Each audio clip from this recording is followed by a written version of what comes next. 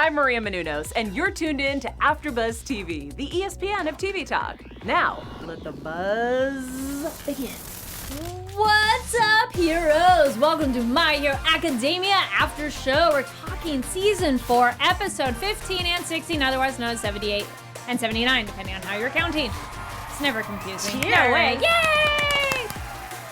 We're excited because these were fillers. Just kidding. We'll get more into that in a moment. My name is Kari Lane. We'll also be talking about some anime news later on, things coming to theaters and more. So stay tuned for that. I'm joined by the rest of my awesome panel. Hey everyone, Veronica Valencia here. Hey guys, it's Dream Hero Ollie Drennan. I like we get this continued applause. I just love it. Take a bow. I think I finally figured out my pro hero name. Yeah, Yes? what is it? Okay, so get this. Mick Sniffer. I can find any McDonald's within a 10-mile radius. I like it. Thank I you. like it. Thank yes. you. It'll yes. change next week. I think you're going to be a number one. That's a number one That's a hero. number one Hero. hero. Well, the spot is sort of open, but, you know, Okay. his endeavor is not a good number one. Yeah. So, yeah. Okay, so what did we think of these two episodes? I mean, first off, fillers. Yeah. I mean, the Kind of. first, so episode 15, I did appreciate because I think after, you know, that whole arc, it was very intense. It was a lot to digest, and I kind of like that we got this moment of reflection to Yep. kind of basically get our ground again and try and figure out, okay, what are the next steps, especially for the pro heroes as well as, you know, our UA students and trying Yep. to figure out their next steps and, you know, now dealing with the League of Villains and kind of what they're plotting. The second episode with Todoroki and Bakugo, it is a filler, but I like the concept of Bakugo, especially trying to make, trying to win the hearts of children, Yeah. but it was slow. Yeah. Ollie. I just love the fact that we're kind of getting reintroduced to the characters that are so underutilized. So obviously Bakugo, for example, Bakugo and Todoroki, they're not really underutilized. They're heavily used quite often, but it's still nice because it's been 15 episodes without them, It's or been a while, 14 yeah. episodes. But it's nice. Like, I love the first episode, even though it was kind of like a filler, kind of smooth sailing episode. We're seeing everyone, Momo. We're seeing. So nice to see everyone back. Right, we're seeing everyone kind of in a Yes. very, we can all breathe watching this. And also the intro's new, which Yes. I enjoyed it. I didn't like the song. I did not like the song. I don't care. You can fight me. But it was so cool. Maybe it's gonna grow on my us. girl Jiro was Yes, heavily yes. featured into it. So it's just Yep. nice. And I hope moving forward, more characters will get more spotlight and more backstories. And shout out to everyone in the chat. Please clap and Dragon videos. Thank you for joining us because it's Super Bowl. So we're talking about anime. Yay. So Yeah. yay. My hero is the Super Bowl of anime. Yes. That's a good way to describe it. Yeah. I'm so glad we got the characters back later on. But for the top of this, it picks up right where we were. I do like in anime where when they pick back up somewhere, they show different shots or different scenes, but it's the same thing essentially that we've seen. So they change it up a little bit to keep it interesting. So you're like, all right, cool. Then we jump over to Gran Torino and Detective to Kaiuchi, and they spot the Kugiri, our warp quirk guy. I'll be honest. I like him. I forgot He's about him. interesting. Right? You're like, oh yeah, that guy. That guy, yeah. Because he wasn't. When's the last time we saw him? I feel like it's been a really season 3, but right. But I feel it's been since almost 2 or something. We're like, who was that guy? But Yeah. I wonder Yeah. why is he hiding out, or like why is he by himself? It seems like I don't know. That was a good question. Very interesting. Well, because we also meet, because maybe he's going to the mountains to meet the Gigato Machia Man, which was so like This- what? It's finally the Attack on Titan My Right. Hero Academia crossover I've been waiting for. I'm like, oh, just giant man. Cool, Yeah. that's your name and your quirk. And he's like big and scary, but he's also been a servant for All for One. So dun dun dun, but we don't really know much about him. But luckily, Gran Torino got the detective out of there safely, and they were still able to capture Kuguri. So, so that's good. And then we get a hop over to Miri. Seeds planted, I think. I feel like that's something. It It'll was come weird, back clearly. yeah. Oh, yeah. It was Yeah. kind of like, here's just a little bit of something. But now onto our scheduled filler episode. Right. Yes. Oh man, Mirio and Deku having their kind of conversation and like dealing with grief and how do you feel about it? Was this a scene where Mirio is just so happy and In he's bed, like, he's on his stretching, back? yeah. He looked so adorable. I will say that props to him for being so positive. Sorry to cut you off, but that was. I love that scene so much. He was because obviously the previous episode when. Yeah. He was crying. He did the ugly cry. His snot was coming. Yes, but it was everything. I mean, it was a very gut wrenching episode. So it was nice to see him in such better spirits. Well, because he talks about that of like, I'm not gonna cry about it. Like how everybody grieves is different, and I feel he got his grief. He was able to let it out. And then was able to, I'm not gonna dwell in it because it's not like he's ignoring it. He was clearly sad, but now he's like, all right, I'm going to focus on doing more productive things. And he's not dwelling in them. He's not like, oh, yeah, I don't have a quirk. He's like, I don't have a quirk, but it's cool. We're going to figure something out.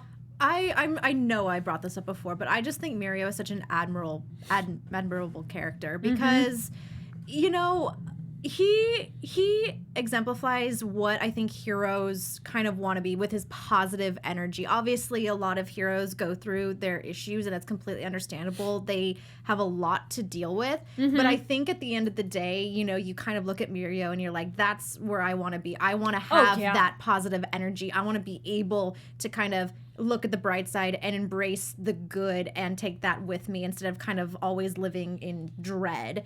And I just love Mirio so much. And how he's so genuine about that. He's not just putting it on a front of, I'm happy, everything's great. He really is that way, which is nice because I feel there are characters that are like, I'm fine, everything's perfect. And it's this weird like robotic thing. And then later when they're not like around anyone, they're just like, oh, everything sucks. So I like that he's and you could still you could still do amazing things without quirkless, absolutely. especially with All Might. I mean, All Might everyone still loves All Might, and he's a teacher now, right? He's still teaching, so you can still do amazing things without being an actual hero. You can be a hero without actually being a hero. And poor Deku has that moment. He's like, I could give you my powers.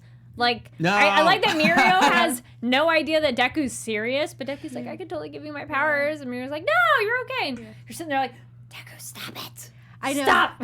I know this is a serious scene that we're talking about, but I was laughing because Civ3001 in the chat is saying, real talk, though, how did they lose track of the gigantic man? How? I agree. Like, wait a minute. How did you all not notice that moving around? Also, though, thanks for pointing out, all I wanted to add, Kid Annan said, everything in this arc is definitely not filler, although it feels like it. Dun, dun, dun. Yes. Butterfly Angel replied to you there, Veronica. Oh, definitely, Veronica. It was definitely a sad moment, but it was like you said. Oh, thanks. I think it's nice, though, that they had that discussion that those two people can talk to each other about it, because that's also the best thing to do when you have grief is someone to, like, express what you're feeling to instead of, like, sitting by yourself. Also, they kind of talk upon that maybe Eri could do something. Mm-hmm. That's what I thought, but she's still out cold. Yeah, but I mean, she could just rewind him, and worse, well, not worse, but like an extreme version, maybe she rewinds Mirio to like pre-puberty, and then like he gets his quirk again, kind of a thing. Like maybe some people's quirks are later, like maybe let's rewind him back a bit, No one wants to go through puberty twice. I know, right? We're not doing That's true. Not junior high. Junior high. Yes. Then we have, get a little bit with Kirishima and Deku, and they go to the police station asking questions, and them getting to be able to talk and have solidarity with Veronica and Sue of like, oh, you had to answer questions, us too. And that moment when they come back into class, I kind of am hoping that everybody can still gel back together again, because these characters have gone through so much that they'll have definitely a solidarity and understanding. But I don't know if the rest of the class can quite comprehend what they've all been through, but I know they'll be supportive. Mm-hmm. Oh, 100%. Yeah. And it's a great relationship. You can tell that this class is more than just classmates. They are definitely family at this point, because they've all gone through such hardships, and they understand and want to support each other, as opposed to like what you might see, especially in young adolescents, which is jealousy. You know, it could especially like maybe in a character like Bakugo, you can see you could see jealousy in him because he didn't get to go out and do the big mission, and that's what he's training so hard to do. But I like that even in a character like Bakugo, who is probably the most likely to have those feelings, we didn't see that. We saw them supporting each other and being and happy that everyone's okay. Or Ida steps in. He's like, whoa, give them space. And Deku's like, it's okay. And then Ida goes, what's wrong? And tell me so. Yeah, Ida's such a parent. He's adorable. He's like, all right, classmates, let's calm down. Let's focus. But they're so cute. But yes, it was very refreshing to have everybody all back together. And then we get Todoroki with Bakugo going to their license training. But it was interesting that Present Mike and All Might are going with them essentially as bodyguards. So it's like, oh, okay. Because League of Villains are out there, that it makes sense that they need someone there. But I do like that they noticed that All Might was going too. And they're like, oh, So I'm curious why he felt the need to go. I mean, Present Mike, okay, sure. Like, a chaperone, we know. But, like, they need to? Or, Well, Present Mike has his quirk, whereas All Might doesn't. All Might's super defenseless, and I mean, he's moral support. What's his face? Present Mike, he's kind of like the announcer, so I feel like it's fitting in a sense. Yeah. I do have a question. Yeah. So this episode kind of did start with a really quick recap with the League of Villains. Yes.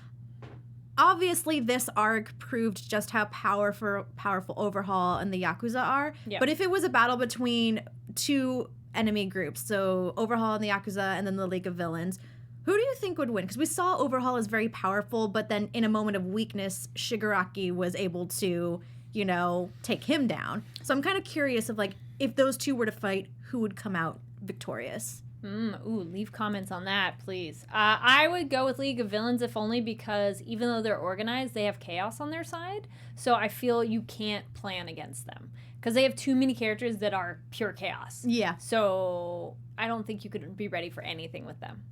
What do you think? I agree. I think the chaos factor and that you can't really control any of the people, especially like we saw, even Toga, they kind of just go off and do whatever they want and they might not have calculated plans like Overhaul does. Yeah. I feel like the Yakuza were all benefiting Overhaul. Literally, I mean, he would use them to DNA Digivolve. So they were very expendable, whereas I feel like with the League of Villains, they all play their role and they still have free will. And that could be they could even turn on each other for crying out loud and to benefit themselves. But I feel like they're just more deadly, honestly, than Overhaul. Because Overhaul is literally the strongest character, whereas they're all just lackeys, where I feel like everyone is has such a strong quirk in the League of Villains, and that's why they are chaotic. So This is true. Team Villains. It is interesting to see villains fighting villains, though, too, because you're like, cool, let's just have you destroy each other. That's awesome. I love it. It's like, when does this ever happen in anime or any kind of series? I feel like I can't even think of one off the top of my head, but that's awesome. It's always evil versus good. Yeah. But it's nice to have that gray kind of storyline of evil, quote unquote, evil versus evil. I don't know. It's awesome. No, totally. Then we have the very end. We get Kami, Seiji, and Inasha. Though Seiji's just watching, he's like, I'm not participating, and they're making fun of Bakugo's making fun of him, and they're the Shiketsu students. And then we get our new ending with baby and young photos. That was really interesting. Of like, I hope that that's kind of a sign that maybe we'll get a lot more backstory this coming arc. Yeah. Especially because we did take such a huge step away from a lot of our other characters, and there are so many other characters that I would love to get a little bit more backstory on. Yeah. So I hope that's foreshadowing. I hope so, Dragon Videos first said, did anyone see the photo with Toga for her backstory? I did. When she was young, yes. And she had friends. Yeah. I need that backstory, I was telling you. Want to know these characters? Yeah. All right, then we move on to episode 1679 with Win Those Kids' Hearts. Okay, so this one I definitely feel is a fluff piece, but yes, there are nuggets in it that are important. But it was kind of comedic, like, really? Is this all that's going to happen? We're going to take care of kids? But as you said, it's pretty funny. Yeah, Gangorka did make a very valid point in that, more so Todoroki and Bakugo are really good at strength and their ability to fight. They need to work on, their I don't know. Their customer service abilities. Basically, yeah. Because it's like you can fight all you want, but you need to, earn the trust of the people. Yeah. Oh, yeah. No, they fail in that department for sure. We have I liked our Yokomuri Mira, the Public Safety Commission guy. He's just kind of funny. He looks like Aizawa's cousin. Yeah. Because of like that blonde hair and the eyes. He's just totally tired, but I don't remember. What was his quirk? I feel like he didn't do that much. It's been a while. I forget. It's okay. Of like, let us know in the chat. Let us know, because I felt that was a character. I'm like, I remember him, but I don't remember what he did. I remember him. He had like a really funny moment last season, if I recall. So yeah, Butterfly in the chat. So funny to see them not be able to handle these kids. Agreed. So yeah, they have the test. Oh man, and before the test time, and Endeavor's like yelling at his son. Oh, that's like the awkward parent that you're like, oh, please don't. And then all the other students are freaking out, and I just like our students are like, oh gosh, don't look. Yeah, they're all so cute and embarrassed. And Endeavor and Todoroki have such an interesting father-son dynamic. Obviously, we know that at this point, Endeavor isn't, at least to Todoroki, is not interested in him as a son, only as like a chess piece in trying to, make him a tougher hero and get him to kind of his abilities. But I don't know. I feel like in Endeavor's weird, twisted mind, that's his way of like showing love. And, like, he's proud of. Yeah. It's a little awkward, but yes. Okay, so there's kind of an aside, but I felt it was important for Cammy, and they're kind of like, she's essentially an airhead, and that's probably why she was targeted, and kind of shows that nobody really knew her, that they didn't notice she had been replaced. So that was kind of like interesting. Yeah, it definitely made me sympathize with her character, because she was literally attacked by Toga and taking her blood just so Toga could get into the what was it? What was that whole test? Anyways, you know what I'm trying to say. Yes. But yeah, she was trying to get Deku's it's like blood, right? she's a girl, so they're clearly like downplaying her. Even like the kids were downplaying her too. They're like, oh, don't pay attention to her, don't mind her. So it's just like everyone is not giving her the time of day, which is really upsetting. I like her. She's funny. Chat says that we don't quite know his quirk yet, because I was kind of wondering, like, I don't feel we've seen his quirk. Thank you for the person in charge of it. And yes, pointing out Cammy is Dragon Video says Cammy's kind of like the voice of reason. True, she was the only one kind of like actually trying to understand the children. Yes. So we have Gang Orca. I did like him essentially putting those kids in their place. He's like, disciplinary action, like kicking them out of the way. I thought that was hilarious. So yes, we meet all these kids and try to take care of them. That was interesting. Any favorite techniques that stood out, or would you have said, no, try this? Well, I like that Bakugo was able to discern the fact that there's like a one bad apple in there, and it's very true to kind of like how kids are brought up. Like they're very impressionable, like they're not taught to hate, and so when there's some kind of bad apple that's saying, oh, we can take over, we could do this, yada yada yada. So it makes sense. It's very true how kids can kind of be brought up and kind of influenced and brainwashed. It's totally the kid on the wall. Yeah, the wannabe host club kid. Yeah. I didn't like that kid. That kid gets. I want Bakugo to smack that kid. Sorry, but like, he wants to smack that kid probably. They kind of make that point, like, should we fight the kids, and if we let them win, it just kind of fluffs their egos and doesn't show anything. But you don't want to kick their ass too much, because then it's like, then it proves the point that they don't trust the heroes. So. Yeah. We'll see. I feel something's going to stop right before they fight, and then something else is going to happen. I think Cammy's going to just save the day. Prediction. Because we haven't seen her powers really either, because we only saw Toga. I was waiting for it. I was like, me too. Okay, like, Cammy's quirk is... I feel we get in the preview they had something, but not enough to really gather. I feel like it's kind of an interesting dynamic, because so many of our students are already fighting the fact that they feel they need to prove their abilities to other people. Deku is constantly like, I need to prove that I'm worthy of one for all, because Mirio had the chance to get it and he's such a great hero. Or Bakugo is trying to prove himself. Yaoyorozu, everyone's trying to prove themselves. Whereas they don't even realize that they also need to kind of prove themselves to the public, because these kids think they could be better heroes than our current trainees. So they have a lot to... It's kind of sad that it's like, oh, they need to prove themselves. But I think it just shows how being a hero is a very diverse... what's the word I'm looking for? Role? It's a very diverse role, because you have to kind of not just stay in one lane and, appeal to one hero. You kind of have to help everyone. And through both actions and your words of how you interact with everyone. Because I feel these kids similar to like regular kids in the real world. They've had enough people of authority disappoint them, so then they don't trust people, and then like, how do you break down those walls? Kid Annan points out, like, how is Cammy taking the test? I think she said she was looking for 4 days. Yeah. And she got up to the point where she could take the provisional license test, but she wasn't there for any of the tests, so that's why she's here now. But that was kind of interesting of like, oh, that poor girl. Also, she seems like too much of an airhead. I'm like, how has she gotten this far in the classes? But maybe her quirk is something really cool. So we'll see. So I think the meat of this episode, though, besides our kids, was Endeavor and All Might kind of having as much as they could have, a heart-to-heart of what is the symbol of peace and how they're being constantly compared. What do you guys think of that scene of Endeavor and All Might kind of trying to communicate with each other?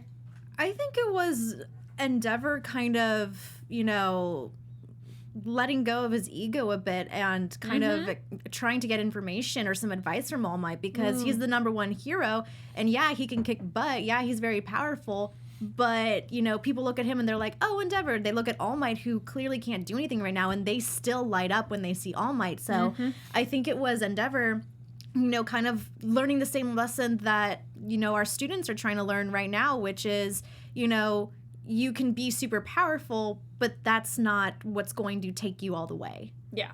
So in a sense, he needs training as Yeah. well. Yes, He's failed he his needs test his to public be skills. number one. So he needs to get on the battlefield with those kids. Yeah. Send him over. But yeah, I totally agree with what Veronica said. And that was a scene that stood out to me when they were so excited to see All Might in his human, quote unquote, human form. His basic form. Small Might. Small Might. Yeah, Small Might. They were so excited, and it just goes to show his impact that he was a versatile hero. He was number one for so many years, and that's why you weren't Endeavor, because you didn't have the people skills. And I would like to hope that Endeavor, he's kind of creeps me out a little bit. He seems abusive and whatnot, so I would like to see him possibly gain that, and to see a different side of him moving forward, if that is at all possible. I feel the hard layers around his heart and his soul need to be chipped away a little bit. It's hard. It's hard when they're always on fire. He's always on fire. Maybe melt away. No, but yeah, because I feel for Endeavor, I almost feel bad for him in the sense of I don't think he knows how to interact well with All Might and let his pride down. That I'm not sure what would make Endeavor go, oh, hey, I'm being a jerk and I should shift. He's so full of himself that I don't think he could be as understanding as he should be to be the number one. And that's crazy, because All Might's no longer a hero, and you think All Might, or he would be able to, because he's big and bad. Yeah. He has power over him, literally has power over him in a sense, but he's still having trouble. Nope. Yeah. Any other thoughts on these episodes? Well, it's Candy's quirk. No. Yeah, right? No spoilers, please, in the chat. You all do a fantastic job of not getting ahead. I know some of you read the manga. Fantastic. We're only talking about the show, so thank you. Yeah. I mean, kind of like we said at the top of the show, these were slower episodes. I do like the fact that My Hero is a good balance of Gives you a breather. Yeah, it gives us a breather. Like I said, these were the ideas behind these episodes were really good. I will say that they were probably more slow. Yeah. Oh, wow. JR Mitak said, sorry if I said that wrong, if Bakugo can change, we all can change. LOL. I feel Bakugo is making very baby steps towards change. He's made a little progress, but he still has a long way to go. He does. But he expressed a moment. He had a line that essentially, he only knows violence in terms of, that's how I learned. He had some kind of comment like that. And I was his parents. Remember his mom had so much power over him? But she didn't seem that mean. She was good. She was authoritative. Yeah. She was assertive as a parent, for sure. But not mean. Right. All right. We're going to hold on to our predictions. We'll go into our news and our special segment, then give you our predictions on what comes up next. So let's get into some news. We've got some upcoming movies coming to theater. Veronica. Yes, we have quite a few movie announcements and and a TV show announcement. So our first movie announcement, you guys know this by now. We've been talking about this on the show for a while. It is the My Hero Academia movie, The Heroes Rising. And Funimation posted on Twitter with a very fun video of Justin Briner. It was so funny. Very Deku of him. Yeah, very, very Deku. And he's just giving an announcement that advanced ticket sales are now happening. So you can get your tickets for when the movie comes to theaters on February 26th. So make sure you get those. And it's going to be subbed and dubbed. So you have the option. That's cool. You do. Our next movie announcement is Love Live. Oh, excuse me. Yeah, Love Live. Let's do Love Live. Love Live is coming to theaters for its 9th anniversary starting February 25th. And I personally haven't seen Love Live, but from what I do know about it, it is incredibly popular. It's a very popular show. Yeah. I haven't watched many Idol shows either, but I feel this is one that I'm like, I don't know him, but I know that name. So. Yeah. Oh, I know that name too. It's very popular. I remember at Anime Expo, even just this past year, they had a concert a and lot of idols cosplay too. Yeah, a lot of cosplay line. That line was very long. People were camping out for a while. So very popular. And now you get the opportunity to see it in theaters. And another movie coming to theaters is Tokyo Godfathers. This is a bit of an older movie. However, it's awesome that we are getting the opportunity to see these gorgeous works of art in theaters, finally, after such a long time. This one is coming to theaters March 9th and 11th, and it will be restored, and you will also be able to watch it in English dub. Nice. And I'd say for both of them, it's nice, too, that they could be, if you've never seen it, it's a way to get into a show to watch the film, or if you've never seen Tokyo Godfathers, Satoshi Kon, all his films are amazing, so do recommend those films. All right, and then our next piece. And finally, our last piece of news. Last piece. Hey! So, as some of you may have heard, we are getting a One Piece live action series, I believe, to Netflix. It's from the same creators who are behind the live action Cowboy Bebop. That is, production is currently on hold because of John Cho's injury. However, you know, guys, let's have a quick discussion about live actions. I mean, obviously, this is it raises a lot of concern because we know that anime live action has not necessarily been done well in the past. I think the more it's a slice of life show, the better it can be done. One Piece has so many bizarre and unique characters. I don't know how well that's going to translate to real people. That not to knock it ahead of time. We're holding a little bit of skepticism of like, just do it well. And this is Netflix that's doing that? What, was it Netflix that's doing One Piece? Or what was it?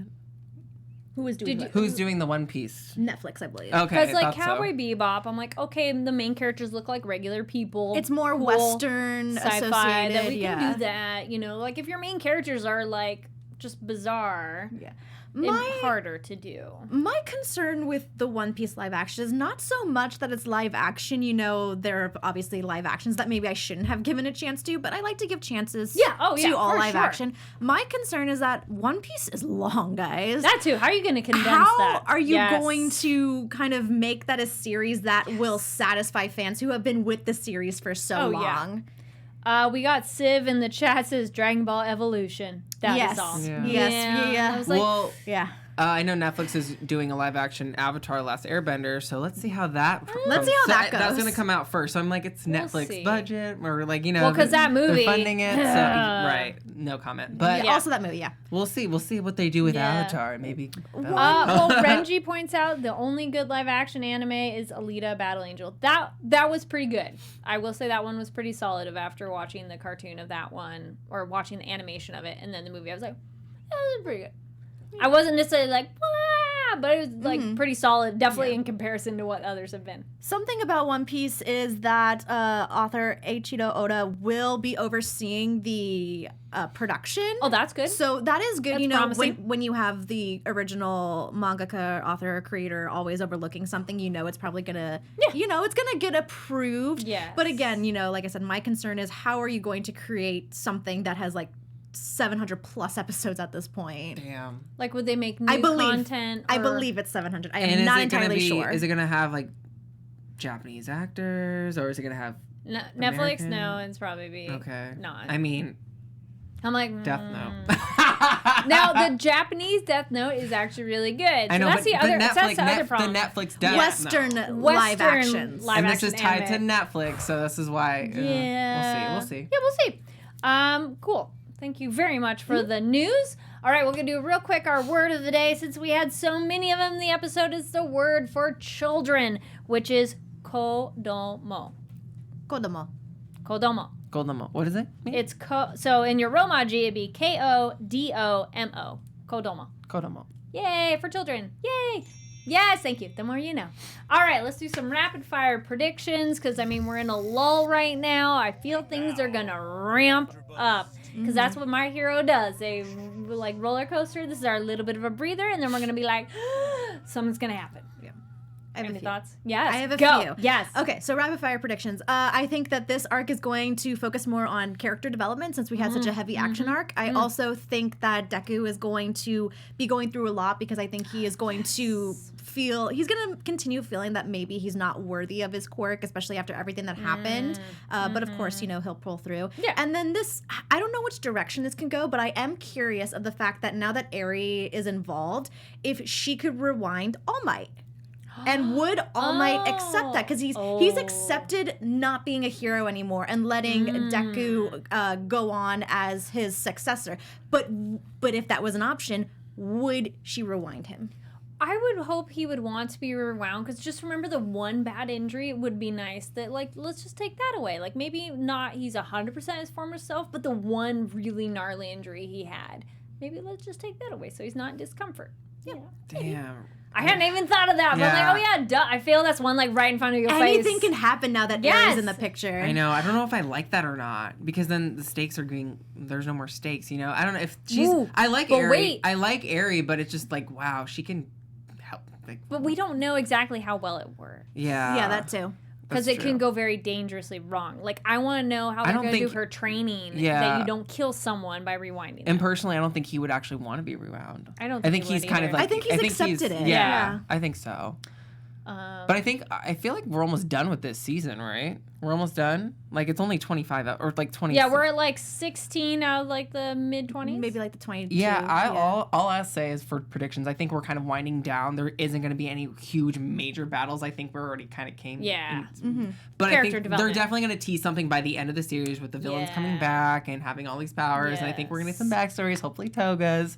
But I think it's going to be a little bit more lighthearted and a little bit more slower pace. But I think there is going to be a lot of character development. I agree with Veronica. Yeah. I want the character development too. I think it'd be interesting. I feel this is a good time to get us more info on these other characters that we already know, but maybe not know well. So, yeah. Awesome. Thank you so much for watching, listening. Make sure to give the video a thumbs up. Click that subscribe button and leave a comment. Let us know what you thought of the episode and a lot of the points that we brought up this episode day. Sure. Yeah. Sure. Ollie, where can people find you online? You can find me on Twitter and Instagram at Ollie Dreamer. And if you like cosplays, check out me on Instagram at Ollie Cosplays.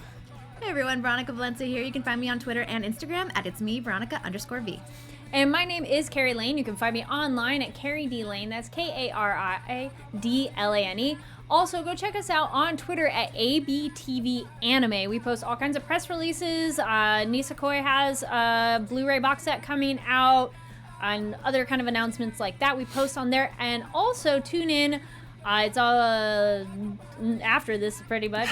Is the Sword Art Online Alicization War of Underworld after show. We're going to have a special guest, Alice herself. So stay tuned for that. Again, thank you so much for watching. We'll see you all next week. Sayonara. Our founder, Keven Undergaro, and me, Maria Menounos, would like to thank you for tuning in to AfterBuzz TV. Remember, we're not just the first, we're the biggest in the world, and we're the only destination for all your favorite TV shows. Whatever you crave, we've got it. So go to AfterBuzzTV.com and check out our lineup. Buzz you later. The views expressed herein are those of the hosts only and do not necessarily reflect the views of AfterBuzz TV or its owners or principals.